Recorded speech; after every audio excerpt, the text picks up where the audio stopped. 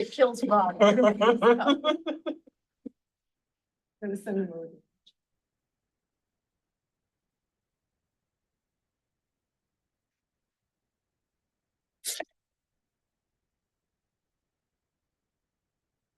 to go. Am I good now? Yes. All right, we will go ahead and call this. We will go ahead and call this meeting to order. I am Keith Norris. I am the chair of the Salem Parks and Recreation Advisory Board. This is our November 2024 meeting. We will start off with the roll call. I will start with Vice Chair Dylan McDowell. Present. Alan Alexander. Not here. Mauricio Flores. Here. Zachary Hammerly. Here. Is here. Al Holland. Here. And Joan Lloyd and Debbie Miller, I believe, are both still absent. Not seen them online yet. Excellent. Thank you. We do have a quorum, and we will start off by reviewing the minutes from our October monthly meeting, and then also our October park tour minutes as well. Does anybody have any discussion or edits to those minutes? I move we approve the minutes as presented. Second. All right, Dylan motions, second by Al. Any discussion on those minutes? All right, all those in favor, please signify by saying aye. Aye. Any opposed? All right, minutes are approved. Next up, we have public comment, and I do not have the sheets, but I know Jim is here, right? You want to do public comment? Okay. Yeah. Cool. Come on up, Jim. So where do you want me? Podium is good. Oh, the podium? Sure, we have public comment online as well. Hey, thank you, Mr. Chair, members of SPRAB. My name is Jim Shepke. I've been working since about the first of this year to try to get better funding for our library, and we formed a little organization called Fund Our Libraries, and we've been working with, we worked with the Revenue Committee, and we continue to advocate for better library funding. Did any of you watch the Budget Committee meeting last night? You were there, so I know you were there. Did anybody watch and see what happened? There's something kind of momentous happened last night, but I wasn't gonna come here until I was at the meeting last night, but I think you need to know that last night, a motion passed at the Budget Committee, and I'll just read it to you. I move that staff bring back information to the City Council at their next regular meeting regarding a levy for the library, parks, she said parks and maintenance. I'm not sure she really meant that. Parks maintenance and Center 50 Plus for the May 2025 ballot. So that passed at the Budget Committee last night. There was only one no vote. Councilors Stapleton, Varney, Phillips, and even our mayor-elect spoke in favor of that motion, which was a little surprising to me, but I was really happy to hear that. And so the next meeting is on November 25th. And you should know that they're going to talk about a levy, a local option levy. That's a property tax increase that would be on the May 2025 ballot that might include libraries, parks, and Center 50 Plus. So you may want to comment about that on November 25th. Maybe you don't want to be in the levy. Maybe you just want your budget cut. I don't know.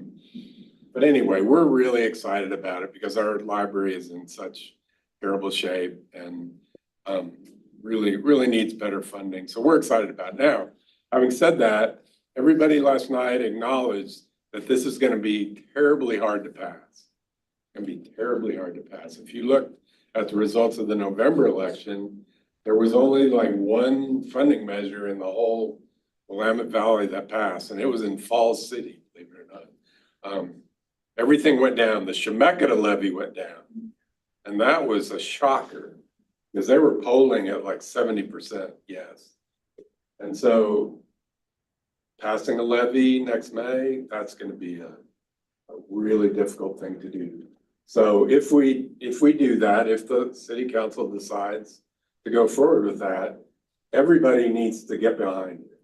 And we're gonna need everybody to support it. We're gonna need financial support from the Library Foundation, the Parks Foundation, Center 50+ Foundation. It's gonna take probably a fairly expensive professionally run campaign to even have a shot. So, so anyway, I thought it was really important that you knew about this today. And maybe Councilor Barney has a comment, I don't know.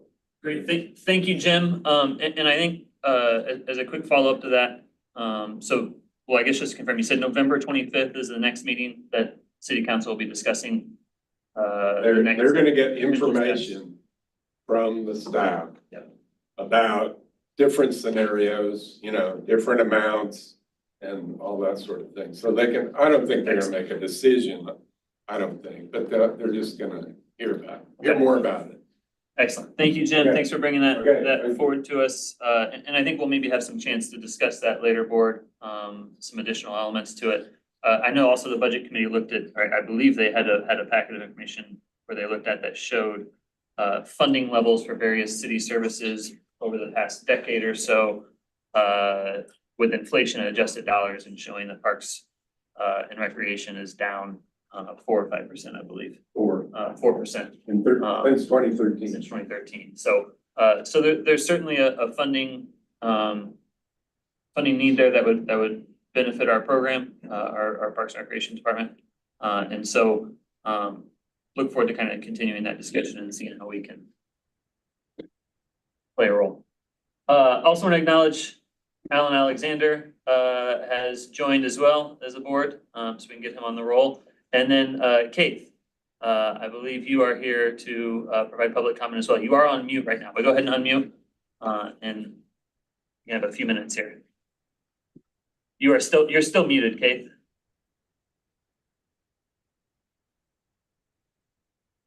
Do we need to grant? No, we can't. We can't. I can ask them. Yeah. Maybe. There. There you go. Okay, thank you. Thanks everybody for letting me speak. I'm park chair of North Cape Neighborhood Association and secretary as well, but right now it's more important to be park chair because my ask is this. I'm not sure if Carol Snyder or Jennifer Keller is here, but I wanted to know what happened to the bench at Stevens Yoshkai Park that we had asked for, and we were approved of that sometime last spring. And we went to check to see if it was already there about October, and it still wasn't there.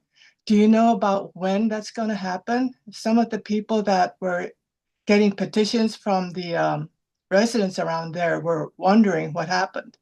That's important because the disabled people that walk over there and they need to sit down, they have to be able to sit. And that's why, that was the main reason why we got the bench ordered for them.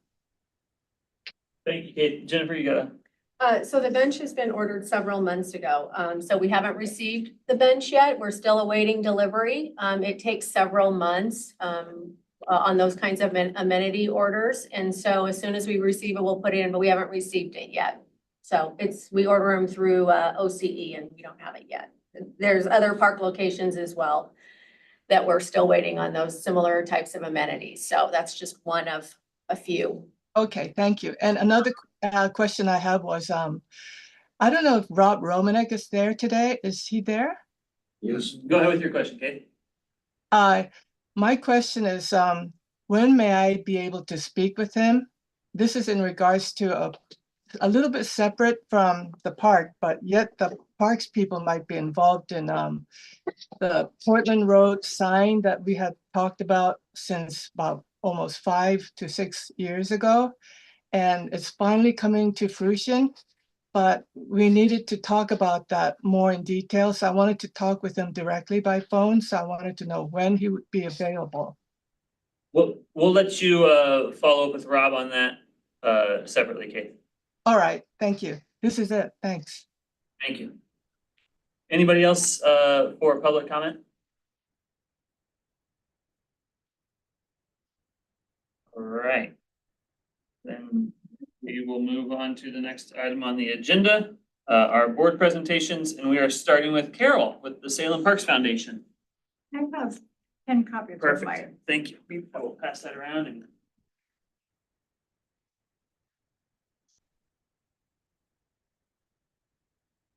Yeah, thanks.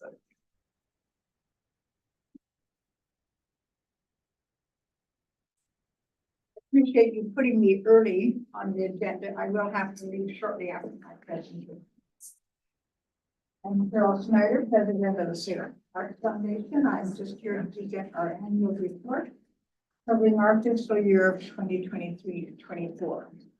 Our year always begins in October. Salem Parks Foundation is an all-volunteer 501c3 charitable organization with a two-pronged mission to improve and enhance the city parks of Salem and to advocate for their enjoyment by all citizens and visitors. Our signature project is our neighborhood park grant, which is offered annually to Salem's neighborhood associations for improvements to their local parks. Once in a while, we take on a special project. We offer the park loving public the opportunity to support their parks, and we allow for designating any donations for specific parks or city approved projects. And our treasurer keeps very careful notes. Currently, our special project, as you know, is to raise funds for the restoration of the Eco Globe in Riverfront Park. And this project has continued to dominate our activities this year. In November of 2021, we set out to raise $300,000 in 2 years. We just completed our third year of effort, but I'm happy to report that we're very close to reaching our goal. Thus far, we have raised $272,000.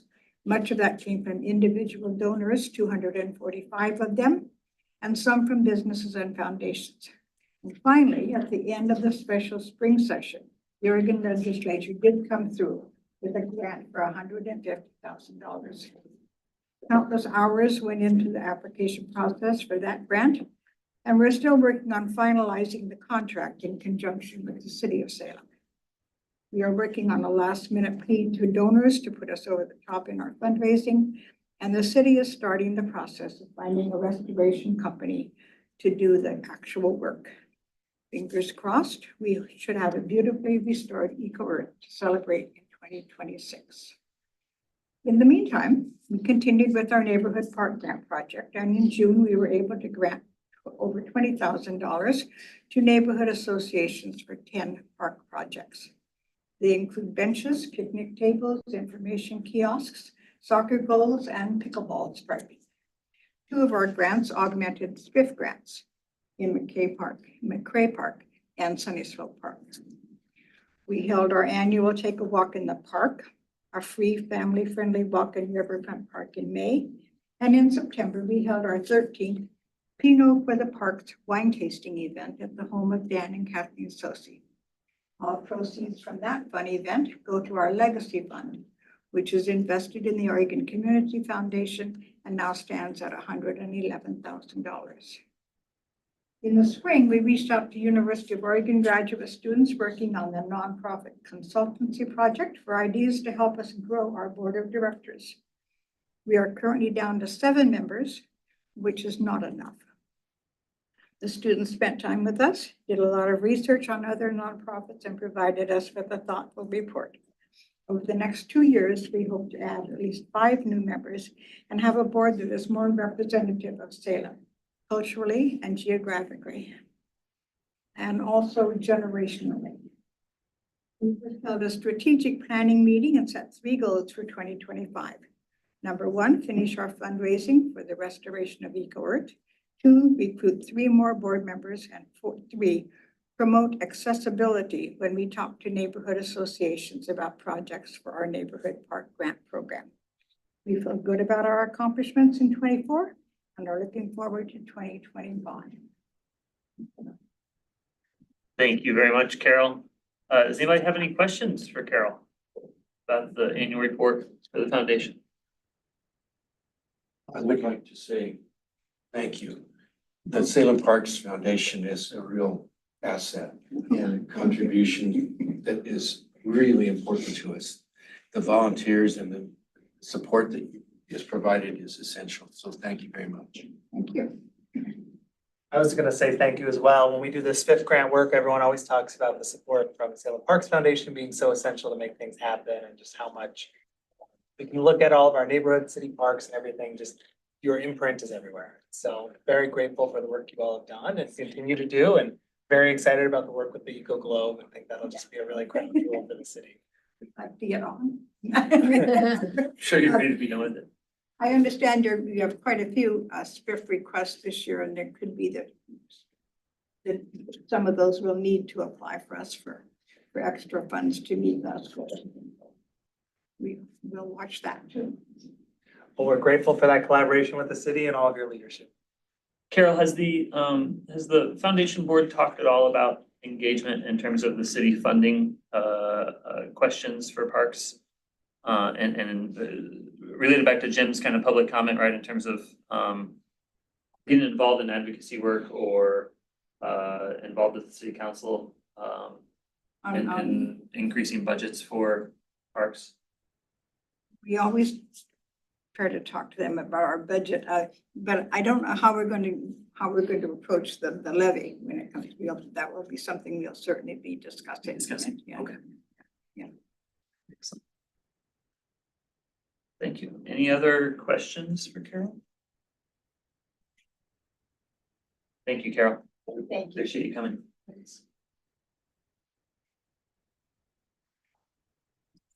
All right, sorry, I'm bouncing around documents here to see where we're at. Next up, we have Mission Street Parks Conservancy. We have Maureen, who I think is joining us online. There you are. Hi, everyone. Can you hear me? We can. Please go ahead and proceed about your annual work plan discussion. And this is one we will be looking for an action item from the board on as well, to recommend this forward to the city. That Please is go ahead. correct. Thank you so much. My name is Maureen McGee. I am the president of the Mission Street Parks Conservancy. I did not prepare a kind of work plan or a annual presentation for today. I'm here today to present our work plan for 2025. But before I dive into that, for those of you who are unfamiliar, the Mission Street Parks Conservancy is a 501c3 nonprofit organization. We are all volunteer run, similar to your previous presenter. And our mission is to preserve, enhance, maintain, and interpret the iconic landscapes on and near Mission Street in Salem. We primarily fulfill that mission at this time through work in Bush Park, and probably our most visible program that you would be familiar with are our Tuesday Gardeners, which is a very large group of volunteers. We've been lucky, particularly after COVID, to have a large group that comes out every Tuesday. Typically averages between 18 and 25 volunteers who spend 3 hours with us in Bush Park, doing maintenance projects and also some enhancement projects to the park. Our big project in 2023 and 24 was installing a new woodland garden in Bush Park, which I'm very happy to report we recently completed the final plantings within that new area. And we have furniture for the space on order that will hopefully be delivered and assembled soon. So it'll be a lovely new space just across the path from the Bush House in a previously underutilized part of the park that will now be available for folks to enjoy. We do our work through a memorandum of understanding with the city. And that MOU requires us to submit a work plan every year that outlines what we will be doing in the park, and to have that work plan approved through SPRAB before it is submitted to the city. And so that's what you have before you today. I will say that before this was submitted to you, we did go over it with Kevin Pack, who is at the time our primary contact at the park, and it's also been reviewed by Jennifer Keller. The work plan includes 3 sections, and this is also a requirement of our MOU, but it is really helpful to us in guiding our work. Those sections reference the maintenance that we do in the park and our kind of annual timeline for how we get that maintenance done, particular projects that we're going to be doing, and events. I'm not going to go through and list out everything in the document. I'm happy to answer any questions for those of you who have read it. I will just note a couple things. First off, going into 2025, we have not developed plans for any particular large project in the park. Our plan is to complete the woodland garden. As I said, we've finished all the plantings, but we still just have some furniture to install. We'd also like to put a plaque in the space. And we anticipate having a grand opening celebration for the space sometime in the spring. So any last kind of fine details that we need to do for finishing that project is our first priority. Second priority is completing our another project that we've been working on for several years now, which is the rehabilitation of the Tartar Old Rose Collection. We, at this point, 52 out of the 55 new rose plants that we've ordered for the space have been planted. We have 3 that are on back order. And so these are very rare old roses that we have worked to source. Our rose expert, Gretchen Carnaby, has some wonderful connections and has been able to bring in some beautiful new roses to help rehabilitate that collection. We also are putting new plant labels on the roses, and really our priorities for 2025 are just making sure that those projects are complete. And then once those are complete, the plan is to coordinate with city staff on prioritizing and initiating 1 or 2 other projects that have been on our list for some time, but have kind of fallen on the back burner behind getting the woodland garden and the Tartar Old Rose Garden complete. We did also add 1 small winter project. We will be working with some of our volunteers who really specialize on the indoor plant collection that is housed inside the Bush House Conservatory to do an inventory and classification of those plants, because we recently discovered as a board that we don't have that inventory, and it's such a beautiful, wonderful plant collection that we find it would be of significant value to have that inventory. The other thing that I'll just mention before I stop for questions is under the events. In your materials, it noted that our work plan requires listing events that require permits. And just to put a finer point on that, under our MOU, the city does graciously afford us 4 free events in the park every year that we don't need to pay the permit fees for. And so the events that you see listed here include those 4 free events, the 2 major ones of which are our April spring plant sale and our September fall plant sale that happens in conjunction with the art fair. Those are our 2 primary fundraisers of the year, and also really wonderful community outreach opportunities and opportunities for the plant growers in our area to develop some new business and share their wonderful plants with the community. So I think with that, I will stop and see if folks have any questions. I am here today asking for SPRAB's endorsement of this work plan so that we can send it on to the city. I will note that our MOU also does afford you the opportunity to make modifications to the plan, and I'm happy to discuss any of those if you have them. So thank you for your time, and let me know what questions you have. Great, thank you, Maureen. Anybody have any questions for Maureen? Seems like a great plan. Maureen, can you, you talked about the projects. What is your budget around those projects? Like, do you know what the cost is that has gone into like the woodland garden project? And is that funding that is all being produced by the Conservancy, or is there some shared funding with the city on that? Yeah, so I don't have the exact numbers sitting in front of me, but the Woodland Garden was a shared project with the city. So the city did not you know, put in, like, they didn't provide grant money to us or anything like that to do the work, but there was an agreement between us and the city around shared work. So I recall, for example, that as part of the project, it was the city took on the work of installing the irrigation, for example. And there was some other work around preparing the land for the garden that was done by the city at the city's expense. And so that was a really wonderful contribution that the city made to the project. The remaining project, so the planning and design, the purchase of the plants, the planting of the plants, the purchase of some of the hardscaping. I can't remember if it was some or all of the hardscaping, the purchase of the furniture. That was all done by the Conservancy through fundraising, and our initial budget, I believe, was around $40,000, and it looks like we're going to come in somewhat under budget on that project. The Tartar Old Rose collection, similarly, the work was done through our own fundraising, and we did receive some grant money for that project. And I apologize, I can't remember off the top of my head right now who the grant was from. I feel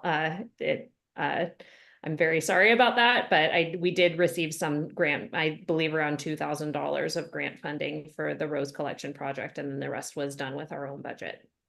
Okay, excellent. Just trying to get a sense of, yeah, what's the cost there? And if we think about the Parks Foundation and the tens of thousands they're putting into the parks every year, what's the kind of the external contributions coming into the parks? So thank you. So that was one of my questions, is kind of the budget there. The other is looking at kind of the maintenance and the events and some of the other elements here. Is there anything new or different from prior years that is maybe significant to note on those lists, right? I would assume those lists stay relatively similar. I should know, because this is probably the third or fourth time I've seen this document now over the years. But in terms of my recollection, right, are we changing much in the maintenance? Is there a lot more maintenance being provided by the Conservancy now, or any kind of major changes on those fronts? Yeah, not a whole lot of changes. I mean, this is pretty typical. What you see in the work goals document is pretty typical maintenance that we do from one year to the next. I mean, in these larger conversations that you're having with folks and that you're hearing about parks funding, I do think it is valuable to see the significant amount of maintenance work that is currently being done by volunteers. But this is held pretty steady. We are having some internal conversations as a board around kind of acknowledging some of the budget landscape for the Parks Department moving forward.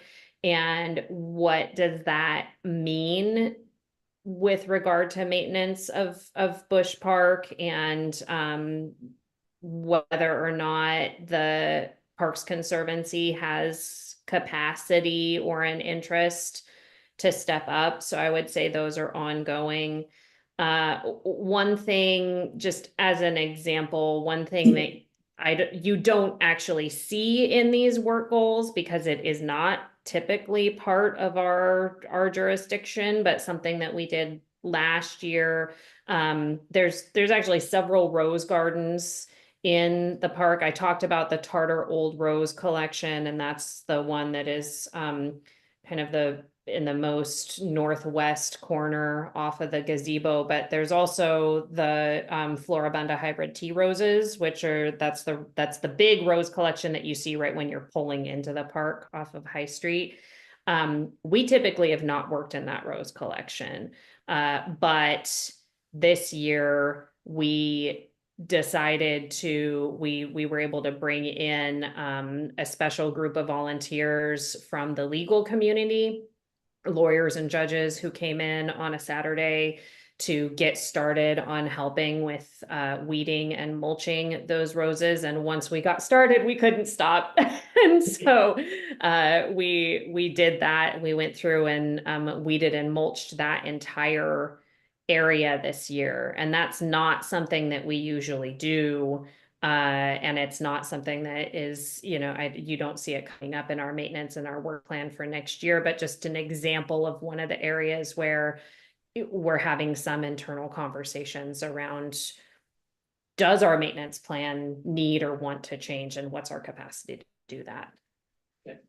And are those conversations that are happening in the context of potential cuts at the city?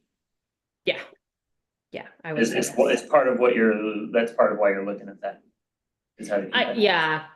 I would say yes, but I would say yes, but I would say, I would also say that, while we have a very significant volunteer group that does wonderful work, even keeping up with the typical maintenance tasks that you do see on our work plan is a pretty heavy task for that group of volunteers. So we kind of balance those two, considerations.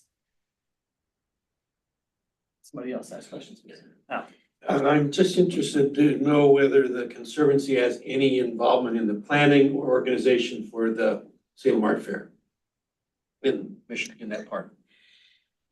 So the Salem Art Fair has been a wonderful partner of ours because we share the space. We're shared partners in the space, and for many, many years we have coordinated with them to hold our second plant sale of the year, which is one of our major fundraisers, to hold that at the same time as the art fair.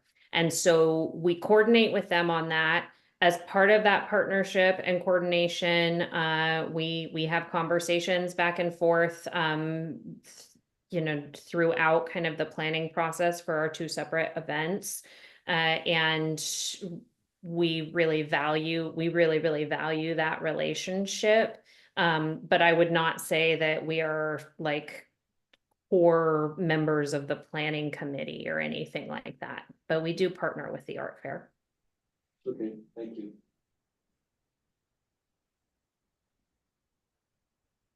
Any other questions for Marie? Marie, my last question is similar to what I had with Carol. Have you guys talked at all about engaging in kind of the funding discussions at the city level as a Parks Conservancy? Is that something that's on your radar with the potential livability levy or any other kind of budgetary discussions? Yeah, it's on our radar. I really appreciate you asking that question, and it is a good reminder to me to be continuing to have those conversations with the board. It is on our radar. We are having some conversations. I wouldn't say that we've engaged really heavily at this point, but that doesn't mean that we would be opposed to engaging in the future. I think that we take the budget situation for the parks very seriously, and it is our mission is to preserve, enhance, maintain, and interpret, right? And so when you look at those words, budget is a big piece of that, and we want to be good partners and we want to see our parks thrive. So it is on our radar. It's something that we're thinking about. Excellent. Thank you, Maureen. I also realized I was about to skip over the motion that we need. I need a motion to recommend approval of this work plan by the city council. Thank you. Go I for it. move that we endorse and forward the Mission Street Parks Conservancy 2025 annual work plan to the Community Services Department with a recommendation of approval. I'll Great. second that. Thank you. Motion by Dylan, second by Al. Any further discussion on that motion?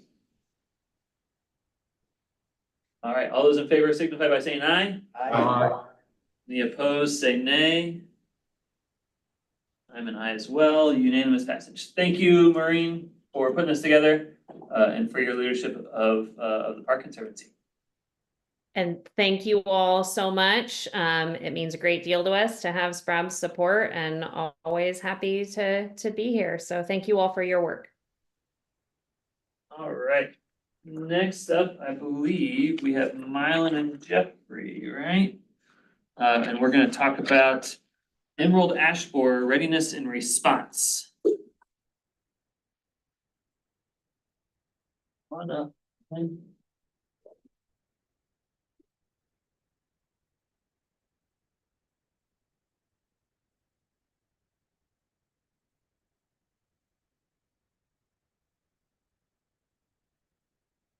It was accidental because I did not know how to make this do this. If you push one more button, it'll do that. Did not know how to take it off. I'm Jeff Johnson. I am the acting Natural Resources Planning Manager. And today with me is Mylan Davis, our urban forester, and we're happy to be here. Thank you for carving out the time for us to talk to you about emerald ash borer. I'll be calling emerald ash borer EAB throughout this presentation, just for simplicity. Please feel free to ask questions at any time. There will be some time at the end as well. So next slide, please. Thank you. So the emerald ash borer is a beetle that it comes from Asia. It was first detected in the United States in 2002 in Michigan. Since then, on the East Coast and the Midwest, it has killed hundreds of millions of ash trees and cost probably millions, hundreds of millions of dollars to treat as well. The first time that this beetle has been found on the West Coast was in Forest Grove, and that was in 2022. Prior to that, the furthest it had been was Denver area. And so it gets moved through potted plants, firewood, all sorts of different things. And so last summer, or this past summer, EAB was found near Mount Angel and Wilsonville. And because that's within 10 miles of Salem, and that's within the flight distance of the females, we assume that the borer is already here in the city. We just don't know where yet. So it attacks 3 genera of trees, primarily ash trees, which are fraxinus. Olive trees, olea, it doesn't generally kill those, but it damages them quite a bit. And then Chiananthus fringe trees also die from emerald ash borer. Next slide, please. Because of the detection in that area near Wilsonville, the permanent quarantine on ash materials and white fringe tree and olive materials was put into effect and extended to include Yamhill, Marion, and Clackamas counties. So one of the things that EAB does, it comes in, it kills 99% of the trees that are infected that are not treated, which leads to a huge loss in ecosystem functions because of all the things that the trees do, helping with cleaning water, air, providing cooling and shade. The canopy loss is important for water quality as well as overall temperatures, habitat lost, and then the aesthetics from having all these trees dying. It's also a big economic cost, not just to the city, but to private landowners and others. One of the big things is how to deal with all the downed and dead wood. And then another big issue is that these trees, when they are infested, they become brittle and they fall and they be hazardous. So along trails and sidewalks and areas, it can be a potential safety issue. We know in some areas that property values also drop when canopy levels drop. So, next slide, please. So we kind of have 2 groups of ash trees in Salem, city-owned trees and then everything else. And I believe, please correct me if I get this wrong, we have approximately 1,800 ash trees in our street tree inventory. Is that correct? That includes some of the high-use park areas too, so. Yeah, so we have those in the streets and the high-use park areas. That's kind of the only inventory we really have. On a lot of our park areas and on our streams and natural areas, the main ash tree is Oregon ash. It's the only native tree or ash tree in Oregon. It grows kind of in wetland areas, along streams, reservoirs, and in a lot of our natural areas, it's dominant tree, especially a lot like right along stream banks and the river banks. And let's see, do I have anything else here? No, please, next slide. So the signs of infestation can be kind of hard to find, and they don't usually show up for about 3 years. So like the EAB that was detected up by Wilsonville, the trees were still really healthy. So they didn't see any signs that they just were caught in a trap. So some of the things that happens is the crown dies back, bark will split, the woodpeckers will go after the galleries of the larvae in there, and so you'll see these holes in the tree, and that's one of the things. You'll also see epichronic branching, which is a response to a stress where it's basically putting out new shoots because there's obstructions to the water and nutrient flow in there. Unhealthy trees attract EAB. And so one of the things they do when they're trying to find out how much EAB is in an area is they'll kill trees, they'll make trap trees, to bring them in so that they can kind of get estimates of what's happening. Let me see. Jeffrey, the how it kills the tree is. So yes, so the way that it does this, the adult will lay eggs on the bark, and then that egg will hatch and the larva will burrow into the wood. And then basically it'll make this little gallery where it goes back and forth and it eats the cambium, the xylem and the phloem, which conduct the water and the nutrients up and down. And so basically just it's like girdling the tree in a lot of ways. And then it hatches and it feeds off leaves of the tree. It's one of the few that'll do. It's on both sides. Both sides. So that's why it happens so fast, is because they'll internally eat the tree and then they hatch, then they defoliate the entire tree. So It can be it may not show up for years though, once it starts the infestation when its eggs are laid. Yeah, what I've been able to gather is around 3 years is usually when it starts to show after and infestation. then after that, it's pretty quick. Yeah, once it gets to start showing, it's within a year or two, it's dead completely. It's very brittle. Yeah. Because they are taking the xylem and phloem in. Thank you. Next slide, please. So what have we been doing? We've been working ever since EAB was found. We've been working directly with ODF on planning and preparing and building relationships with other groups.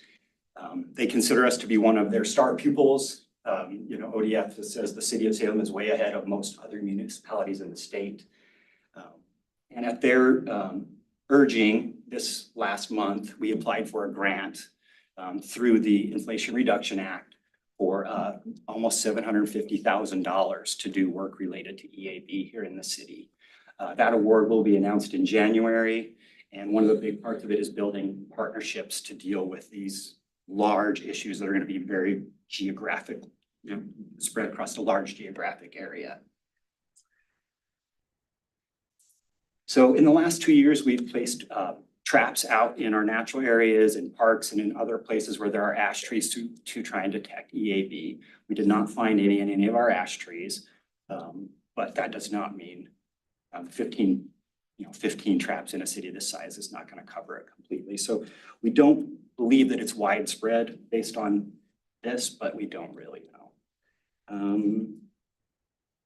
So this grant, one of the things about it, it is focused on disadvantaged neighborhoods. And disadvantaged neighborhoods in the city make up about 47% of the land base and about 57% of the population. That's where the grant efforts are going to be focused. Next slide, please. So if we are funded, here's what we're going to do. In our disadvantaged neighborhoods, we have identified 644 ash trees that are on streets that are in good health and a large enough size. And we will use funding to treat those trees every 2 years for a long time to maintain them and save them. We will also be planting 305 trees in parks in those same neighborhoods in areas that are ash now so that they can start to grow and develop that canopy before the ash starts to die off to reduce the amount of time for the recovery. We're also going to plant 1,800 trees under ash along our waterways. Our stream crew collected 600 data points for us this year, and they've given us those spots to plant. We're also going to finish our EAB readiness and response plan.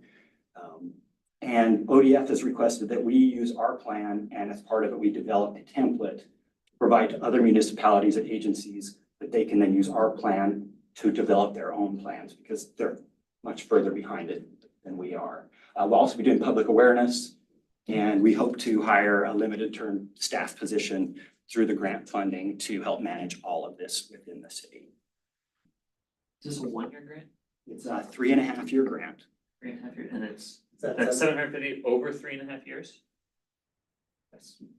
And what species of trees are these 2,100 or so going to be? A wide variety. Okay. Yeah. Good.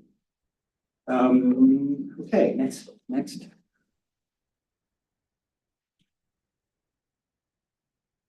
So what do we need? Funding. There's a lot of things that are still need to be done, especially in regards to parks and natural areas. We don't have inventories of our ash trees, even on a general higher level for those natural areas. And there's some inventory in some of the parks, but we also don't have any inventory of ash trees along trails, and those areas where they can be hazardous. So we need to do that. We also need to figure out how we're going to approach the natural areas.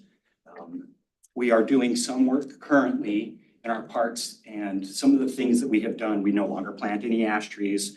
The contractors, we make sure that they don't include that in any of our restoration work. So 2 of those projects are in Minto Brown Island Park.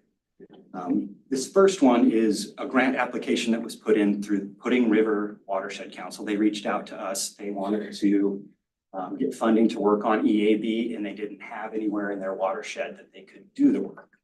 And so to help them build capacity in their organization and to help us deal with EAB, we supported their application to do restoration here in Minto Brown Island Park. This is parking lot 3 here, and the blue area, the area outlined in blue is right around Oxbow Slough, and then the 2 other areas are right along the paved path in that area. And the yellow area is going to be primarily just removing a few ash trees to make space for other trees to be planted. And then the other 2 areas, there's going to be a lot of invasive species control as well. We don't yet know if we want to identify ash trees in the natural area for treatment. We have some really big, great ash trees. We don't know how we want to handle that yet. The other project I don't have shown here is in the Minto Island Conservation Area. We have phase 3 West Forest Restoration, where we just finished 5 years of grant work there, and we're planting a lot of cottonwood and willow trees.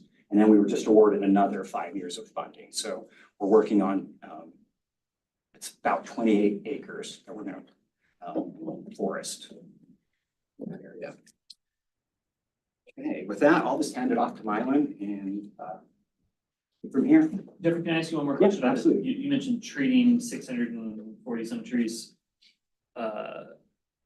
What's the treatment? Yes. I'll let Mylan. You'll let Mylan handle that? Okay. All right, any other questions for me? I have a kind of slightly interesting one, I guess, with olive trees you mentioned, and I know that that's not I assume not a huge part of, but I know that there's been like Oregon State's been doing research on olive trees, and there's at least one spot in Dallas that's starting kind of like an olive tree nursery and trying to start like a small olive oil industry here.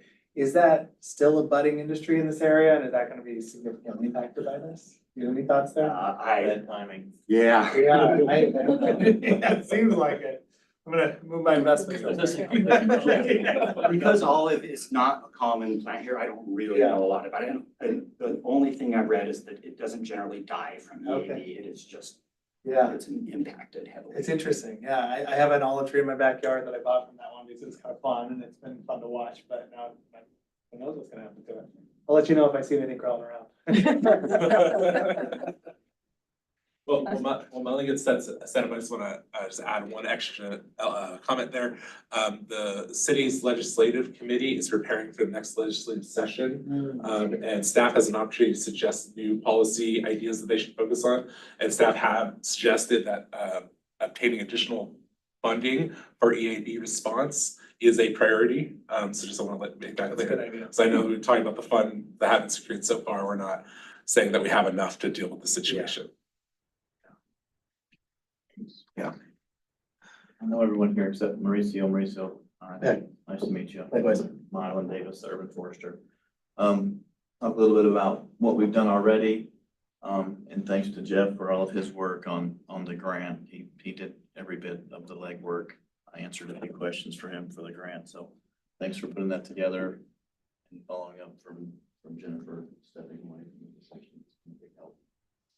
So, as far as we're concerned, for the last 4 years, really, we knew that EAB was kind of coming, so we stopped planting ash trees in the streets 4 years ago. And we've been doing inventories. The inventory you see at the top, we're able to go through and do all of our 1,800 ash trees that were in the existing inventory already and determine the health status for those trees. So if we can determine which trees are in good condition, then we're able to know that those trees can actually be injected. We're not gonna spend any money trying to inject trees that we know aren't gonna survive. Over time, injecting to try and preserve their canopy. So focusing more on anything good, excellent, and then trees that are sort of in fair and poor condition. We've already started removing trees in poor condition 2 years ago, replacing. Now we're the trees in fair condition. We actually went and did the second inventory this year when we found out that their EAB did show up. We had the crew, our entire staff, go out in a week and monitor the 1,800 trees, re-inventory them, and actually put in a category of yes, they should be injected, or no, we don't want to inject them. Close to 900 trees. So basically half of the trees we're going to try and schedule for injection of, and injecting a tree would be $10 per DBH is about an average. So we're thinking somewhere around $200,000 would be something that would be the cost every 2 years to inject these trees, versus having to remove 900 trees at $2,000 per tree. It's going to put you roughly at $1.5 million, something like that. Over time, the injections can be on 3-year cycles once the tree sort of gets that chemical inside of it. So, it's definitely something to think about. It would be a lot of canopy. Luckily for Salem, it's only about 4% of our street tree canopy. So it's not too bad. There's a lot of cities in the Midwest and up north like Montana where 80+% of their canopy were ash, and it came through and devastated street trees in cities. So yeah, I think you can go to the next slide. So you were asking about what chemicals you could use in injecting, and right now it's been a discussion over the last 3 years really for us on what to do in Salem. Their immelectin benzoate is pretty much the go-to for trunk injections. That's something that we have discussed internally. There are some new chemical pesticides that have been used in Canada and some other municipalities in the United States as a direction, and it's not as potent, and it affects just the larva and not the entire life cycle. But there have been studies that show that immelectin benzoate affects other insect populations as well. So for us, it's a consideration to take time to think about what it is that we're doing. ODF, who we work closely with, have a lot of experts on staff, and they have some staff that are from the Midwest and have dealt with EAB, and they keep suggesting to us that we use immelectin benzoate, but we're still considering the lesser of the two. As a direct, and it comes from neem seed derivative. And what's immelectin benzoate is what? We just know that it's a lot harsher of a chemical. So we're going to keep talking about that internally. We have some time, and maybe we do street trees that aren't near watersheds and aren't near other natural areas that, this is a specific tree we've identified. We want to save it. But we're still following up, doing more information on sort of what it is that we want to choose. Can I just add something there? Sure. So the immelectin benzoate gets into the leaves and the foliage, and so insects that are eating the leaves also are killed by it. Does not get into the pollen. although ash are wind pollinated, sometimes native bees do visit them for pollen, but they have studied it and they don't find that it gives them pollen. That's what. Yeah, it says, I can read this, non-target impacts, or negative consequences a pesticide can have on living things other than EAB, such as pollinators, birds, aquatic organisms, and other insects. It's important to be mindful of these non-target impacts when making decisions about the use of pesticides. Systemic trunk injections pose little risk to most non-target species when properly applied by a licensed pesticide applicator. Because these insecticides are injected directly into the tree, only insects living underneath the bark or feeding on the leaves of a treated tree may be directly affected. Woodpeckers who eat EAB larvae and living ash trees are also minimally affected by systemic treatments because they only prey on live larvae, not the dead ones that have been exposed to insecticides. Additionally, research has shown that chemical accumulations in fallen tree leaves from systemic injections like Jeff is talking about is extremely low and has negative effects on organisms who decompose them. Since systemic trunk injections also pose minimal risk to pollinators like bees and butterflies, by the time ash leaves emerge in the spring, flowers are no longer producing pollen because the trunk injection must occur when leaves are on. Insects visiting ash are not likely to be exposed to the chemicals. Additionally, ash trees are pollinated by wind, Jeff said, and produce flowers that are not particularly attracted to insects. So, yeah, I'll just add that as a note, bringing that up, but we have done a couple trees already in Wallace and worked with Rainbow Eco Science, and we're going to continue to work, like I said, with the company out of Canada that's using them. So we'll provide you guys more information as we get closer to making any decisions on things that we would be using for injections. Go to the next slide. Mylan,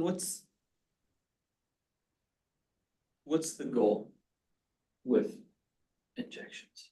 Yeah, for us, it would be tree preservation. It's either complete tree loss. There's a 99% mortality rate when EAB comes. If we lose that, 5% or plus percent of canopy, and it would happen all within a year's time. And so is the thought we treat in perpetuity, or is the thought we treat in a way that allows us to not have to sustain a 5% canopy loss in a 1-year time frame? And we space that out over time and allow us to strategically increase that canopy over time. And so eventually the trees that we're treating will die. If not treated, they will If die. not treated. Yeah. And assuming we won't be able to sustain $200,000 a year every 2 years. Right. Forever. Yeah. We'll eventually get it. And I guess where I'm getting at is, yeah, saving the trees, but is other than we want to save things. Yeah. Is we're planting 1,800 other trees, like just plant other, can we just plant 900 more, right? I guess is kind of where I'm getting at. Yeah. Rather than try to save any of them. Is there a particular push for retaining ash trees versus replacing those trees with something else? And I think to your point, it takes time for the canopy cover to come into place, and so not having to sustain that canopy cover. Like the tree picture there, that's a really big tree. It's a really big tree. Yeah, I don't think we can overlook the significance of the canopy cover of these mature trees. And I mean, we can replace all we want, but that's gonna take years to even get close to that. So it's a fine line between, buying yourself a little bit of time and preserving that canopy as you build up the rest of it. It's just, yeah, unfortunately, that's just kind of. Yeah, so we've targeted trees above 12 inches, yay big. Let's say their canopies are 20 by 20. So anything above that. And so that's a 60-year-old tree. That tree is probably, 10, 15-year-old tree. Yeah. And over time, we'll start selecting trees that aren't doing well. Maybe some of them don't take the treatment well because you're putting injection points all the way around those trees. Maybe some trees don't do well with that. Trees under power lines, obviously, we'll slowly get rid of those. But yeah, over time, we'll decide how many, and it'll be a slow move, because we're only gonna select half of them. We have the other 900 we're gonna have to remove. How quickly, I don't know. How much time do we have between now and when it happens? Like I said, it does happen quickly. Yeah. They get really brittle and they're very dangerous. All these trees are in the right of way or in parks, and so we'll have to take, it'll be hazard evaluations and determining. Okay, and I asked the question largely in the context of the trade-off of the insecticides Right, as well, rather than choosing between the two, the other option is choose none of them. right. And what's the consequence there, right? So what are we gaining by going with the tough choice of throwing chemicals out there if we're gaining time to be able to adapt the city and our natural landscape of the city to this change? And so that makes sense to me. I'm just- If you go back a slide, one more. They were planted in similar areas, so it's an entire streetscape, an entire streetscape. So you're really impacting little microclimates everywhere. And if you went down that street and we removed every ash tree, you'd go from having a healthy, canopy of ash where it's 80 degrees on a summer day to then it's 110 degrees on a Yeah, summer it's day not- with for stormwater reduction, for heat island effect, for all those things that we want from our tree canopy that we immediately lose, so. It's not 900 that are randomly distributed across the city. Where you're spreading out that impact. It's a very localized deal. We probably will end up taking some of the ones that are single trees in certain places before we take other ones. Okay. Well, Is that- thanks for exploring that. Is that street the Greenway? I'm just trying to look, that's the Capitol, and you're going up, and that's kind of like the Where? Yeah. Summer. summer, okay. Yeah. Ali, you had your hand up as well. The wood that you're clearing out and giving to the juvenile program, is that going to be treated, or is there any consideration for not spreading the infestation through that wood being used around? Bark gets peeled and it gets sent through a machine, but I mean, once it's here, I don't know, you're worried about sending it like to another country. Wherever that wood somewhere else, goes. Yeah, I mean, it would probably stay locally, but that's a good question. There's nothing that they're gonna be doing. There's a few things that they have to take into consideration when storing the wood when we weren't under a quarantine, but now we are under quarantine. It's pretty much just gonna get stored at their facility. We have multiple wood chippers that chip it to the right size, but it will kill the beetle and they can't survive in that sense. But as far as previously to being quarantined, we would have to peel the logs and take the bark off. And that way then it would prohibit that from being transported. But for now, I don't think there's anything we'll have to do. Does the adult beetle have any predators naturally? Not native to here. I have been in very casual discussions with folks at APHIS about biocontrol agent release. They do have a biocontrol agent that they have released in Forest Grove area. We're looking for other locations. So that may be something that will help slow down the spread when it gets here, but I haven't seen a lot of information on how effective. I would encourage that venue to continue looking at it. Well, and that's never gonna be an eradication method, right? That's you're gonna have a predator-prey dynamic there. It would help control, correct. One other thing, I've been looking around for this for as long as I've heard about it. I mean, and so I've been very interested, and I noticed the trap in Rush College and whatnot. But I also saw a beetle, but I don't know if it was an EAB. It looked like the one from the descriptions that I've seen on the Salem golf course. It was on a green, it was a crawling around, it looked a half-inch long, dark, but I couldn't swear to it. Yeah, there's probably like 15 or 20 that are lookalikes that are Yeah, green and shiny. okay, so, When we checked the city traps, we were looking at every single bug to do.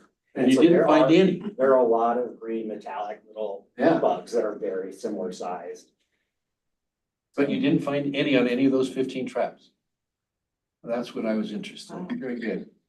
Thank you. Mylan, please, continue. Sorry for No, that's jumping okay. in on. Yeah, not much else really, except that we're gonna be removing and replacing ash trees. And we'll pick the right species for the right place. For our streets, it'll be different than it will be in natural areas like Jeff was talking about. We'll stick with native trees in natural areas and alders, big leaf maple, cottonwoods. But yeah, for our city streets, we'll just pick the right right tree that fits that space, which probably a lot of times this tree we're replacing was probably the wrong tree for that place. Planting ash trees under power lines will never happen again. But yeah, like that tree was in a really nice spot, but, so yeah, just working with staff and continue to do the culling of fair condition ash and replacing those, and then coming up with a management plan. I know we've been working on the plan for a few years, but it would be nice if the grant comes through to actually have some professional help in putting a plan together for the city. And Mylan, you said about $2,000 for a tree removal is the rough cost? You know, for a 20-inch tree, probably Okay. 1,800. Okay.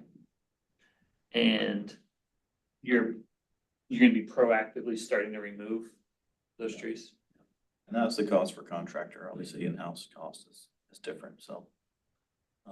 That's just an idea of if we were gonna do it all at once, that would be nothing. We have full-time tree crew staff, so that would take a little while, but yeah.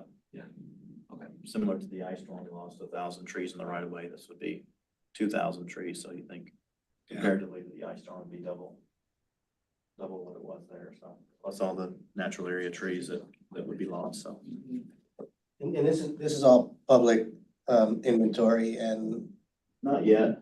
well, as far as like the count we have, right, and the inventory and plan, and that's all for public Sure, I mean. trees and stuff. So like as far as like the private area, like there's still some sort of responsibility to like educate and incentivize Yes, some proactive Yeah. measures or at least awareness. yeah. And I don't know what kind of canopy influence that section is. Yeah, we don't either. That's a that's- big unknown. I would imagine there's a lot more than 2,000 ash trees planted on private properties. Yeah, You so know, not to overlook that is, I Yeah, guess. and so, and that's one of the things we don't, like, we would like to find out and be able to help private landowners with this issue when it comes up, but we don't know what that looks like or how we would fund it. Because I mean, you know, it is publicly and we, you know, do the proper preventative treatments. I mean, logically thinking, if then that bubble then start to focus on areas where they can feed and which is now in private areas, which is also not helpful. But, you know, now that the responsibility goes onto them.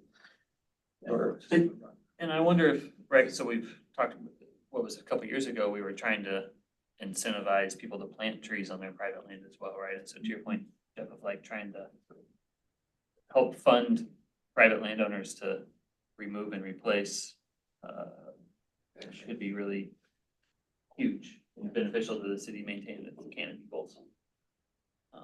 Rob? Yeah, so that is a component of the, going back to the legislative committee, that's kind of hitting the nail on the head, that's the one thing the city doesn't have. We don't have an ability to supplement the cost of a private property owner to remove a tree that's essentially a public nuisance.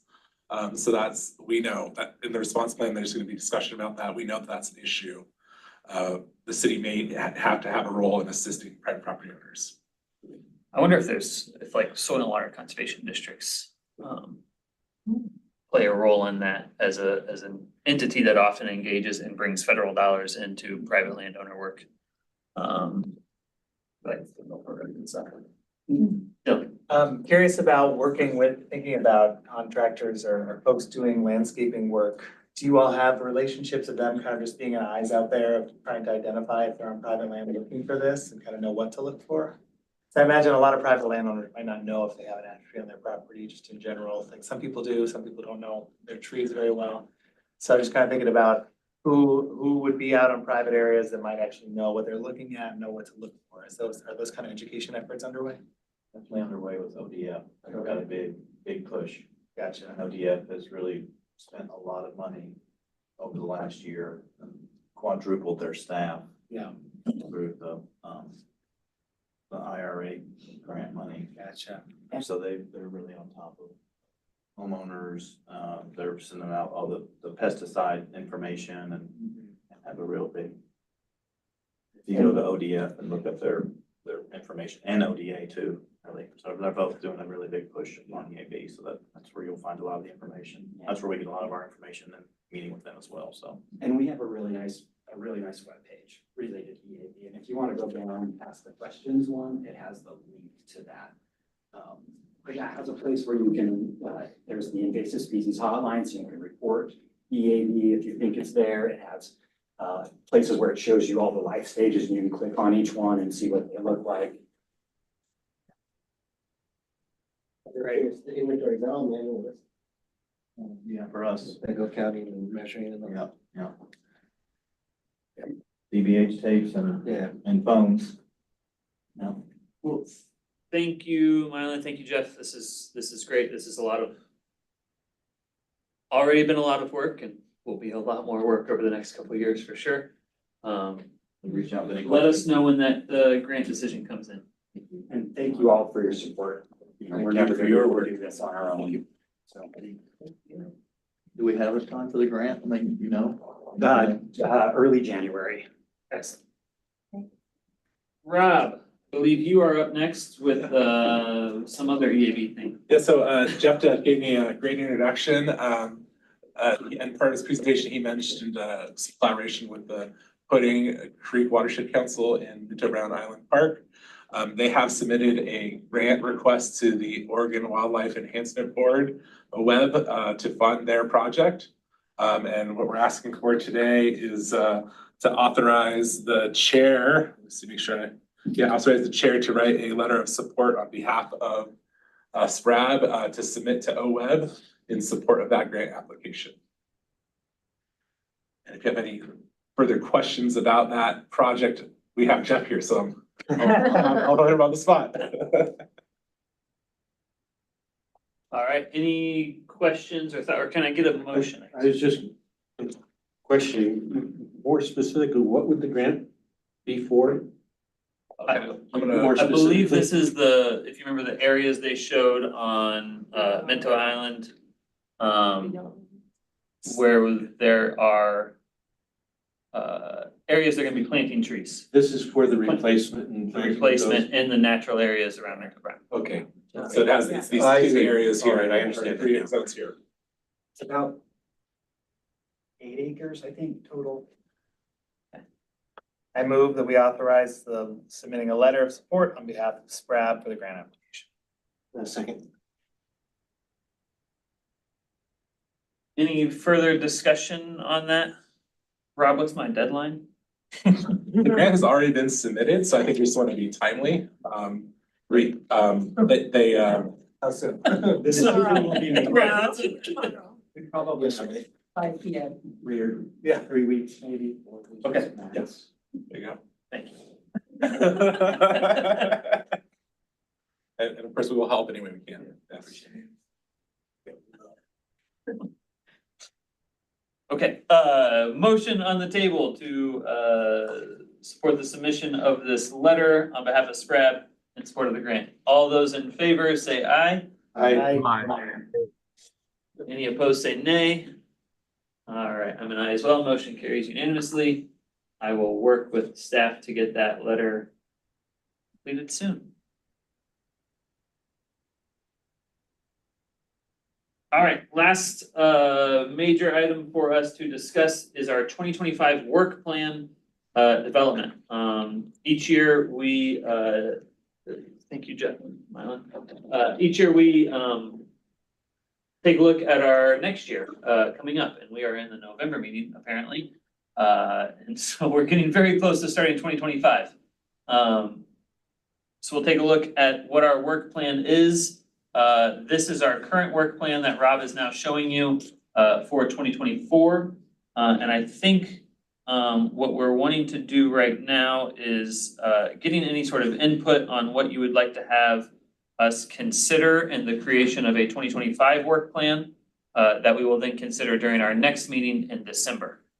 A couple of things on that. We have this year, we had the research projects that are various committees that were set up that I think are listed in our committee aspect over there on the bottom right. Those I am anticipating we will carry over a little bit into early next year. We had originally kind of slated those presentations starting in October. That obviously has not happened yet. I think we might get through one in December, Rob, is what you and I have been talking about, correct? And then the others will be in January. 2025. Will be in 2025. We're not making any commitments there. And so I guess thinking about those various committees, those have been big asks, and I know many of you have worked hard on that, and so looking forward to having those reports. But that's something that we'll kind of carry over on that as well. The other thing I want to throw out there is recognizing our meeting date and time. And that is subject to change. We have new board members. I haven't talked to staff at all about this, so hopefully they aren't terribly alarmed by me saying that. But I think with new board members, you know, we picked this time for this year because that was what worked well for the board as we started out in January. I know we have potentially other scheduling things to consider with folks as we head into 2025. So if there is a different day that would work better, I would still personally like to have this, and I think staff would as well, like to have it during the workday, if at all possible. In fact, I think we'll make that a requirement, but I think we can have it be other days other than Thursday or other times if there are times that would work best, or if heading into next year, this particular time doesn't work for any particular board member, then let us know that. Those are my overarching comments. Dylan, you got thoughts? Yeah, I have a list of things that I would like us to consider for the work plan here, so Rob. That's I'll the be guy coming- leaving. Yeah. Go on. I'm gonna assign you a lot of work, no. Last time, during the last meeting, we talked about having a December update on the CIP, and I think adding that in regularly. We've talked about where's the best place for SPRAB to plug into the CIP, so we're actually giving input and staying aware of it. And having that and kind of an update on where things are at. Possibility of a letter for SPRAB was a big thing we talked about for December timeframe of thinking if we want to be saying the council should be prioritizing certain things. So just kind of thinking about the purpose of that meeting, it's just that gives us room for action to say these are, you know, like master plans are in the CIP. We want council to recognize it's so important for us to execute on those. Something we've had a big theme about is making sure we follow through. So I think that is a really important time for us to flag. Let me just go back to my other list of notes here. I think the parks tour has been great, so we should keep that. In previous years, on and off, we've had retreats in person, and I think that's been helpful. So if that's, I won't be here, but I'll just throw it out there. I know that the years we've had it, I feel like has been some of our more productive years. Our neighborhood outreach, I think the neighborhood association outreach, I know some of my neighborhood associations didn't respond. I had a harder time this year than the previous years getting in touch, so wondering if maybe we even just want to make that like a whole year round thing of just kind of assigning people from the start instead of trying to shove it into that, what ends up being September because everyone's on vacation. So saying start of the year, these are kind of your 3 neighborhood associations. Get in touch with them at the start of the year. You can be a point of contact. And then it's easier to just send emails throughout the year of, hey, want to make sure you saw SPIF applications. Want to make sure you saw this. So that would be a suggestion I would have. And then I think I'd be curious, Rob, about the update on the comprehensive parks plan. I know you said that's getting delayed. Is that still gonna start next year? It is, yeah. Okay. So on that one specifically, after I come back from holiday break in January, Yeah. the Parks Planning team is going to prepare RFP for a consultant. And so I'll take a few months to get them on board, but by mid-spring, the assessment phase will be Great. right. At our previous retreat about a year ago, we had talked about creating like a subcommittee for that potentially of SPRAB members to be active on it. So I would say that might be something to consider for the work plan, starting when the consultant is selected. So I would encourage that to be considered for here. Walk to a park day, we want to try and make that a thing, especially on the social media and front of kind of storytelling like we did this year. So I'd love for us to have that as a marker so everyone on SPRAB continues to keep that going, even with just little posts and stories. And then I think the bigger one we talked about 1 or 2 meetings ago was how to better have a role in the budget conversations. And one of the suggestions I had made was having the chair and vice chair serve as kind of informal budget subcommittee, basically, to take on a little bit more responsibility of doing some of what Jim did last night of following up on budget committee conversations. And being quicker, you know, so if we think about a letter in favor of this levy, or if there's going to be a levy conversation, to me, it feels like it's a little easier for chair, vice chair to dedicate a little extra time to it, already more in touch with staff. So figuring out if there's a formal way to note that and kind of add that commitment, which I'm putting on you, but is that getting into the budget side is gonna be pretty important. So might be a good way for us to put that down on paper so we have some designation there. So you can throw all those ideas out, but those are my thoughts of kind of building on work we've done over the last couple of And just so everyone's clear, Dylan's term is ending. years. That's why we're talking, like this. So he'll be off the board next year, after 2 terms, 6 Yep. years on the board. 6 years? Wow, So, there was a nice article in Salem Report. Thanks. Yeah. You're running for council. I think he's in that seat. We have great representation on the board. Very happy. I appreciate, I wrote that all down. Appreciate all those thoughts. Perfect. Other thoughts from board members on particular initiatives or things? This can be more, Dylan had very specific thoughts. You can have more general, we wanna talk about X topic next year, or try to dive more into some particular aspect. Any thoughts from folks? Or anything about the operations from this year that you wanna adapt for next year? Yeah, Al. I'm not sure where this would come in, but there has been some issue with the mobility of picnic tables in the parks. There have been some people that have moved the tables around or made them disappear. I know the case in one particular, in Brush College Park, 2 tables, picnic tables that were freestanding, disappeared completely, and they moved into an undeveloped part of the park, and one of them moved off the property to an adjacent property because it was in the creek, and the owners pulled it out of the creek, and that makes it on their property.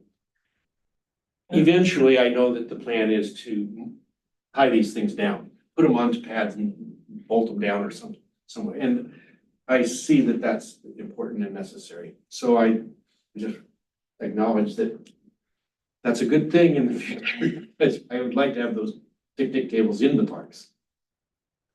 And I think West Salem Neighborhood Association will I will encourage them to submit a SPIF grant for a bench in that park, because there's no seating areas outside of the shelter that's in there. Yeah. And since picnic tables aren't in position, there's no place to sit other than in this one shelter in the parking lot. Okay. It's all right. Other thoughts? Well, just in conclusion to that part, when that picnic table had been put inside a creek or thrown into the creek so that people could soak their feet while they're doing what they do, it couldn't get lifted. A crew was sent out to get it out of there, but the 4 guys couldn't get it out manually. That's why the neighbors used a tractor to pull it out. And it's still sitting on their property, but they'd be willing to give it back to us. It's just that I don't know. I look forward to when those tables can be secured.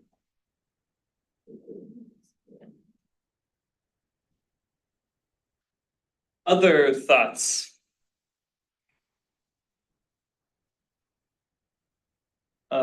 Counselor Varney, I'm not gonna put you on the spot, but just That's okay. want your thoughts, if you wanna think about it, on ways that from city council's perspective, that SPRAB might be able to work next year, in aid of our advising of city council, if there's any things from your angle. If you have thoughts now, great, but I don't wanna, if you wanna come back or email in some thoughts, that is also perfectly fine. You're welcome to speak now, but, Sure, I don't wanna put you on the spot with that. Well, I thought I'd provide just a little more information. I will know a lot more after the November 25th meeting, Yeah. when we get some more information about what we're even looking at. But for those who don't know, the budget committee doesn't meet again until January 10th. And I don't know what their role will be at this point, because it's the council that actually decides on moving a levy forward. And the council has to make a decision by February as to what they're going to do. And the cost to even put it on the ballot is $200,000 approximately, just to get it on there. So the council has to decide early in February. Sorry, clarification, 200K, is that What do you mean when you say that? Is that like the education campaign or that's just No, purely that's like just to paying get it on, That just goes to the state or to the county, I I guess? think so, because it's part of the Interesting. Okay. election. I don't know exactly who Interesting. gets it, but yes. Blank check. So that's a piece of the That's cost. fascinating.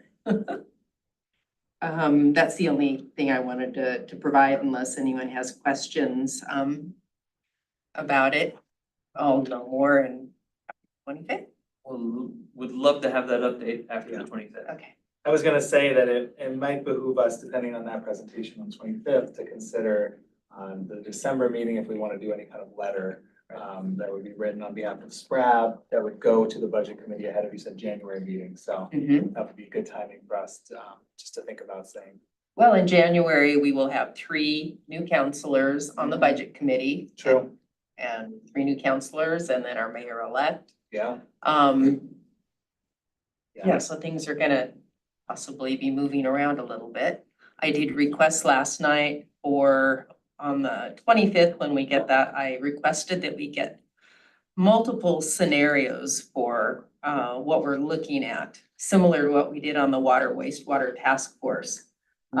Where, different levy amounts and then including different things. And are we looking at retaining services, or are at the current level, service level, or are we looking at expanding? Looking at a number of different options. I don't know what all is going to be brought forward on the 25th.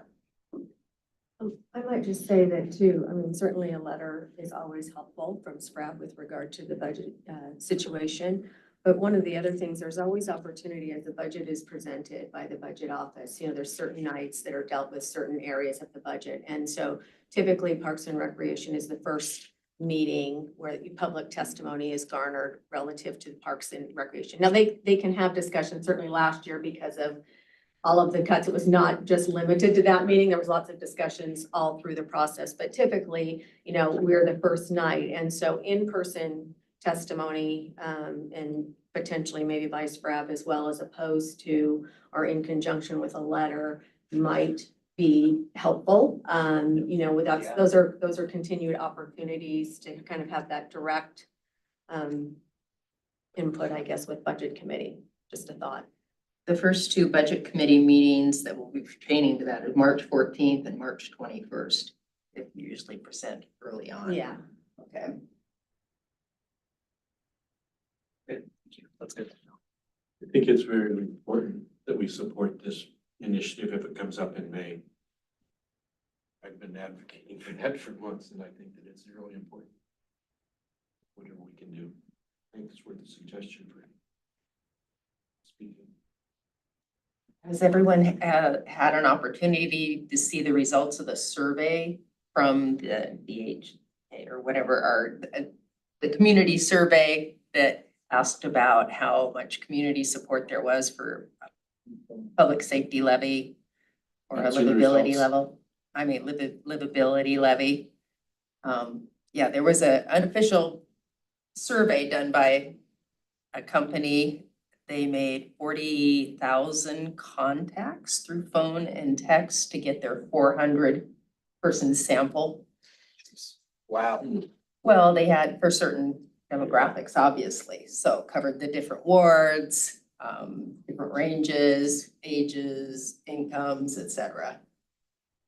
So I was at SPAC meeting last night because we do SPAC as well. And Keith Staley came to that meeting, and he is making a concerted effort to go to boards and commissions. And it was also suggested last night about him reaching out to neighborhood associations in providing, he has kind of a PowerPoint that talks in part about the survey and those results of that survey, but then also kind of about the whole revenue aspect for the budget. And so, I don't know December's agenda, but Keith has indicated several times he's more than happy and welcome to help have those discussions, especially with anyone and everyone who's interested in hearing it. And so maybe there's opportunity if, reaching out to CMO's office that he could, it's not a long thing. I think it was like 15, 20 minutes, and then there's an opportunity then for the board to ask questions and get some things. So maybe in December's meeting or something, there might be an opportunity. I think You already lined that up. Refresh my memory here,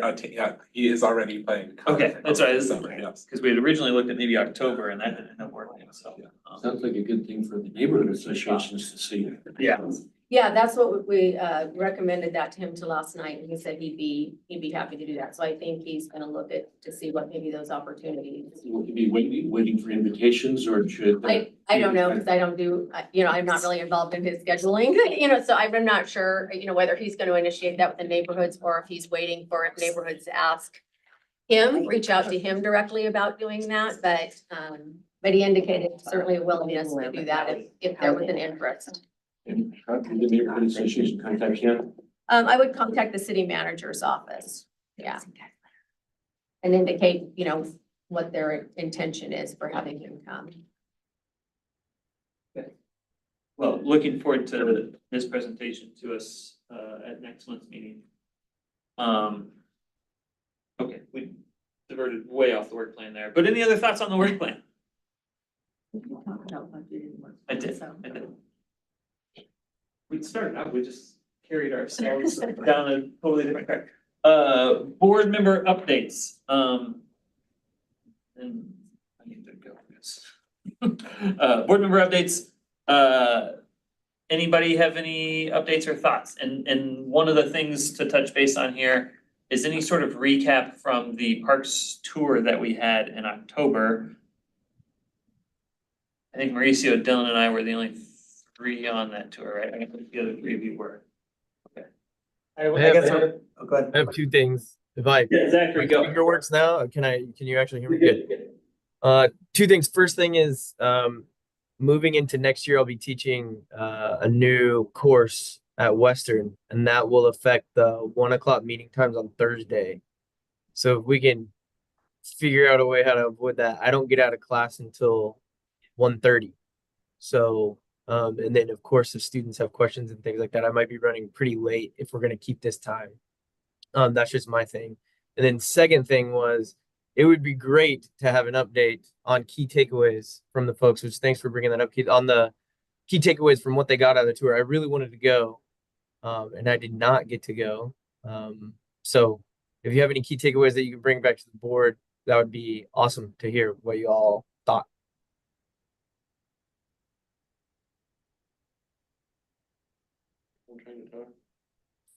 No. Okay, thank you, Zachary. We'll make note of that for the time for the meetings for next year. And so you said 1:30 is when you will be out of class? And so a 2 p.m. meeting start time might be better on your end if we kept Thursdays? Yeah, if we kept Thursdays, which is great, but it would just, I would either be late or it would be ideal to push that back a little bit so it could be more involved. Yeah. Okay, I'll make note of that and we'll see where calendars kind of all line up. Thank you for letting us know. In terms of the tour, Mauricio, Dylan, any thoughts or takeaways on the tour front? The one significant takeaway that I got was, I forget the name of the park, which is the one that has this big development plan. I had a presentation about it. But, it's a city park surrounded by county. Yeah. Residents. Yeah. So that's just, you could go all day talking about the dynamics of that, but, there's a lot to be done in that park to serve county, and the relationship between city and county is an ongoing thing. That was also one of my takeaways, is what's the right balance there and the county's access and use of those areas and without necessarily paying the taxes and the fees that help support those development, right? My assumption is those county areas don't pay any system development charges that are actually gonna fund the development of that park. And so I think that is an interesting dynamic for the city to manage and to navigate along there. That was, it applied to that park, that was Fisher Road Park. It also applied to a lesser degree, but to McKay Park, that has a weird strip of non-incorporated city and the blocks around it. And so there's people living in very close proximity to our city parks that are using them, certainly, and it's a weird dynamic, but it seems strange. And McKay, similarly, the high school's usage assumed to be you know, high school property, but it's city property, so there's this misconception there of who can use it and what and how, so. Yeah, I'm sure that's not the only case, but. So I guess we could sum all that up as jurisdictional and intergovernmental relational And aspects. I think the other conversation too was this sign thing, like, do we need more signs and less signs? What do signs really imply? Yeah. And do we want welcoming, do we not? So that was interesting to kind of hear the perspectives on signs, Yeah, so. okay. Yeah, signs and fences, Mhm. right? We talked about that, okay. Other takeaways, Dylan, anything to add to that? That was my big one too, because lots, that showed up in all of them. I guess the positive takeaway is that Gear Park's about to be really, really cool. Not that it's not already, but just a lot of really great things happening there. Everything from the dog park development to more, so that was exciting to kind of be able to visualize where that's gonna go and know that that's all in the works. I actually jotted down, going back to my notes. One of the takeaways I had was, bond investments, so the bond that has, been approved by the voters 2 years ago, last year, 2 years ago. The work that's being done, in the park system, implementing those bond projects, is pretty extensive. And is doing some really good things. There are continued infrastructure needs, so we talked at a few parks about bathrooms and the need for, restrooms and how, those could work, what the design of those is to make them sustainable and resistant to, I think we froze up. Destruction. Oh, no, we didn't. Alan froze up, okay. Mhm. Some challenges with unsheltered populations in some of the parks and challenges with graffiti in some of the parks.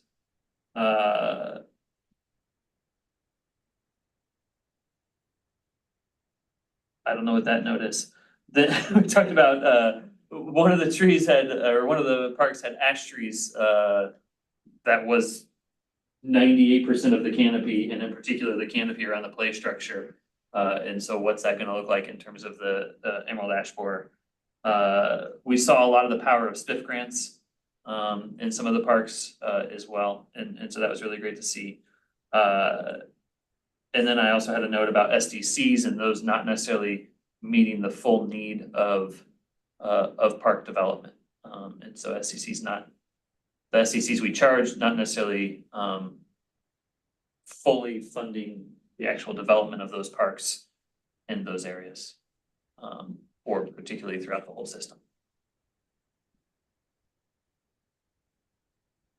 I really wish I knew what number 4. Oh, now we're gonna get sweaters, I'm sure. Am I right?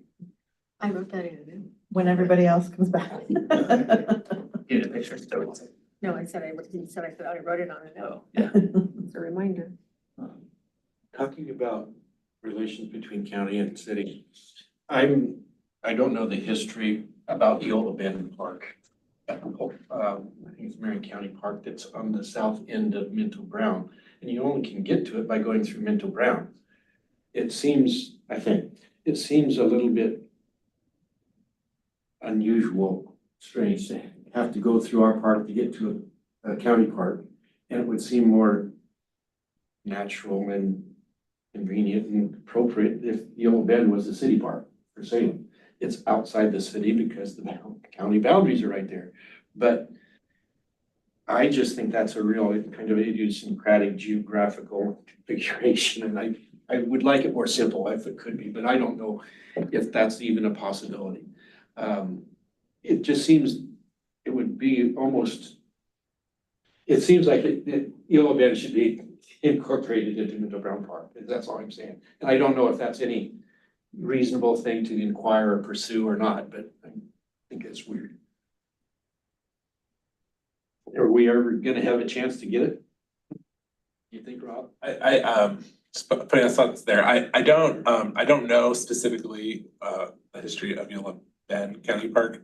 I do know that Brown County Park used to be substantially like half of what we think of today as Minto Brown Island Park. That was a county park, and it was transferred to the city's ownership at one time. And so again, this is just a theory, but I believe the remaining county property has to do with association with the county landfill. That's right next to it. It may not be on like a same tax lot, and there might be some regulatory reason why it can't be separated, if that makes sense to you, because of landfill permitting. It's near there, yeah. Good theory. Okay, and Sorry, go ahead, Al. eventually I want to get some maps of the riverside between Union Street Bridge and Kaiser, especially all the way to Kaiser Park. I just need to have those maps to do some studying and investigation about what some possibilities for future development might be. And I would like to be able to come in sometime and see if I could find something that would give me information about ownership and zoning. So I'll be in touch with you about that. All right, anything else that we need to talk about in board member updates? Noting that I have the outstanding climate action plan assignment, and my hope would be to present something next month. That was also what I had mentioned to Rob, is probably having you present. Yeah. Your committee go next month. Yeah. So I'll send you updates on that, but. Thank you. Any discussion on the information reports that were part of our packet?